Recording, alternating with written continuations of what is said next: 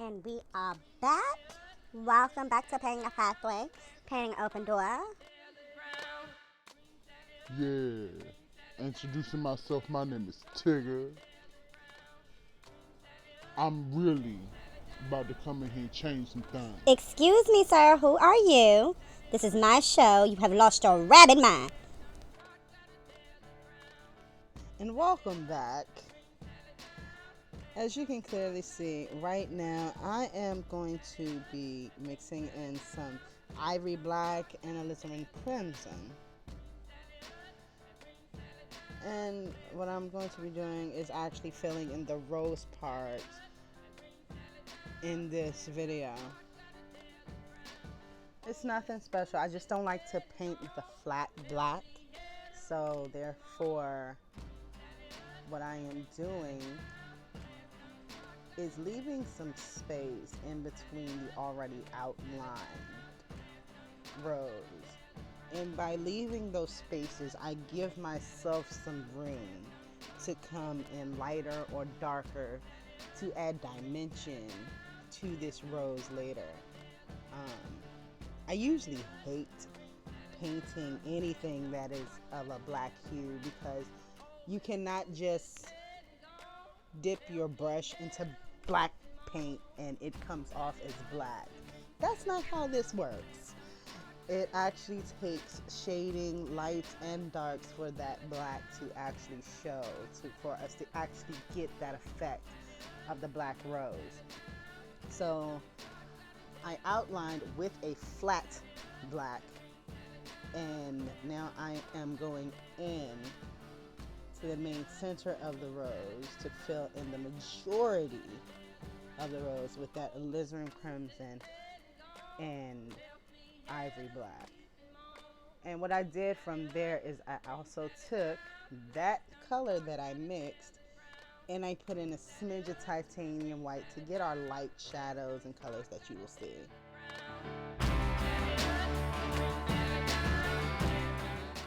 Shout out to Moby and Flower. I used to love this song from Gone in 60 Seconds. It just brings me life, and I thought you guys would enjoy it while watching me paint.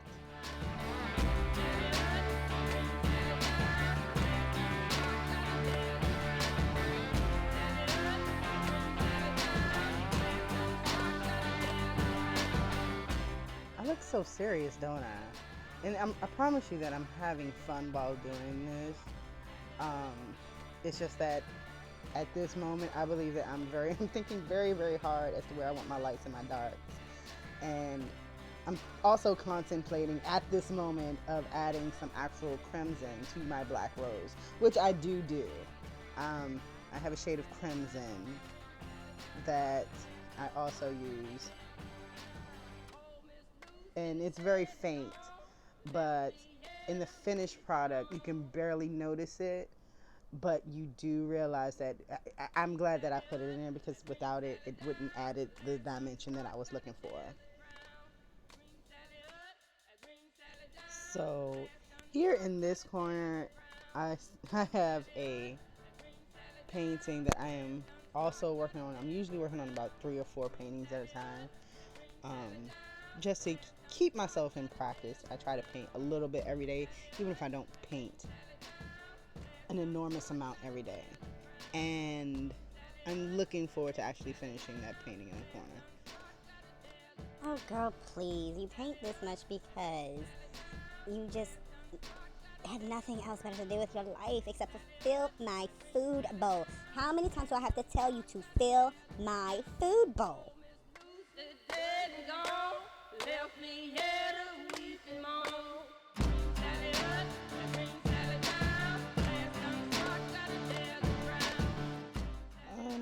I don't believe in talking in every single moment of the video, but I did bring you in closer just to see my go to hell bun. It's been my pandemic go-to hairstyle as of late.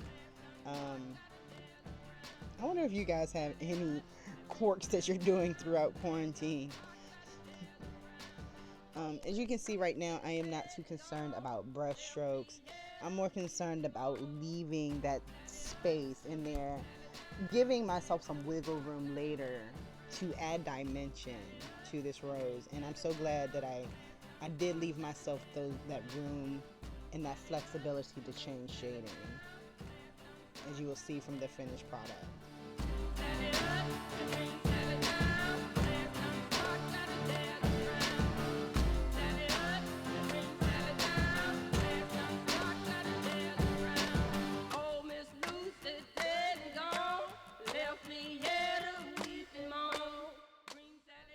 Now, as you can see, right about here is when I start adding lighter colors to that rose.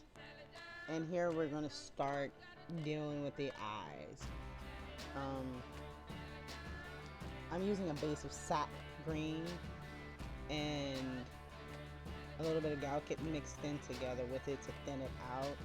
In this way, if I don't like how light the eyes are, I can go back in and darken them, which I do eventually end up doing with the same sap green. It's just that it's not thinned out. I'm using that same black and alizarin crimson mix for the pupil, I believe that's what it's called, of the eye. Here I'm just using a little bit of emerald green and a mix of titanium white to give a little bit of more light towards that eye. I don't paint eyes the way that most people paint eyes. For the most part, I'm not going to sit there and try to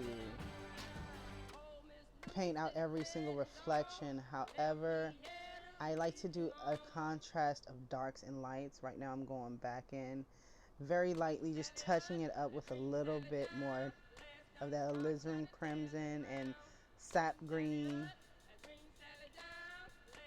The most beautiful part about an eye is that the basic color of the eye that you see is probably like green or blue from a distance, but if you actually get up close to it, you'll see a plethora of colors.